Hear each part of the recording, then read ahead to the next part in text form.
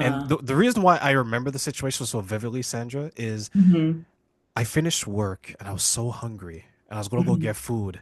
And I saw Uh-huh. this call, and you probably have had this, right? My Yeah. instinct says, don't answer this phone. And you did. But I did, even though I was hungry. And Uh-huh. he just went off. And I'm sitting there listening to him. 'Cause I'm not saying anything at this point, I'm just listening. And I'm Yeah. like, wow, here I am hungry, parked in Hmm. front of this restaurant. This Hmm. person is losing their mind just because I said that, you know what, you can't do this anymore to me Hmm. or other friends. Yeah. And he became verbally aggressive. But one Hmm. thing that was very scary, and I mentioned this to someone who I was talking to, Hmm. is that over a period of time, he became very physically threatening, Oh, okay. So right? you're an intimidator. Yes, right. And this is between other men. And I think men in Mm-hmm. general have an idea that if you push too much, there's Hmm. always a threat of violence. Hmm. And Yep. I shared with someone and I said, what if he gets into a relationship and this happens? Hmm. That's scary. That is scary. That is scary. Yeah, totally. And Mhm. I feel like why people do that is because like for that example of him, he was getting energy from you.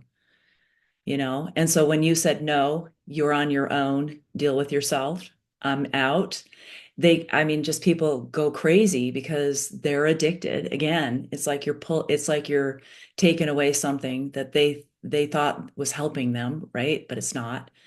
And, some people are intimidators. So, if they don't get what they want, they're going to intimidate you back, right?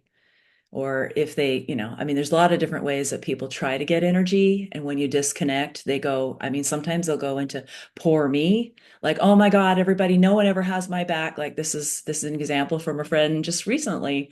It was just no one ever has my back. And when I said no, I was all those people. And then there were, all kinds of conversations around that. So it's that kind of situation where if you set a boundary and somebody's pretty spicy at you, you know for sure that was a good time to set a boundary, right?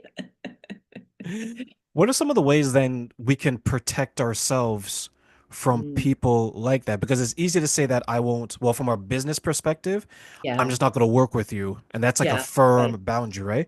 But Yeah. what if it's someone that, you've known a couple years Hmm. and you begin to realize, okay, this person is Hmm. consuming my energy, this person's consuming my resources. Hmm. Or worse yet, you're in a relationship with someone and you're like, wow, the Uh-huh. veil has fallen off. Yeah. Is this the person Whoa. I married? Is this Yeah. the person that I'm dating? Am Uh-huh. I really going to be in a relationship until death do us part? Yes. Is this really Right? what I want? Yeah, right. I know. I think I mean it's kind of surprising sometimes. I think for a lot of us, we think things are good and then all of a sudden it's revealed, oh no, this isn't what I thought it is. And in fact, it's quite alarming what it is.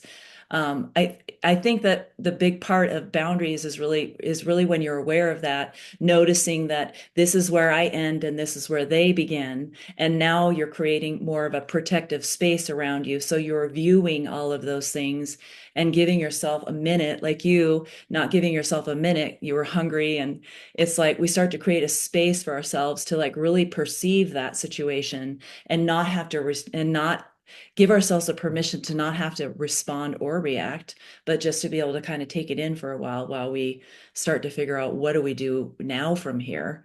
And, also somebody's might come at you like he did. And that's where we have to start to be able to know how to navigate that, like how to navigate somebody who's intimidating.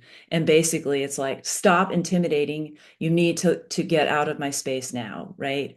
Or somebody who's just poor mean, it's like, wow, it just always feels like you're a victim every time we have this conversation. It's always about how the world isn't working out for you. I'm done with that, or what, however, but it's just being able to call the story because really it's a story.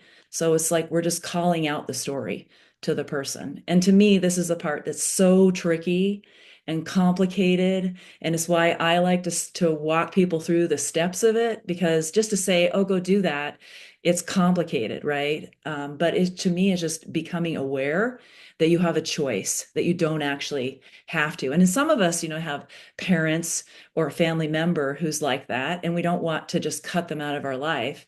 But like for me, I have a family member like that, and I just disengage out of the story and move into, I just don't respond. I actually will walk out of the room and come back and try to have a different conversation. And actually, some of those things work, so I just don't participate.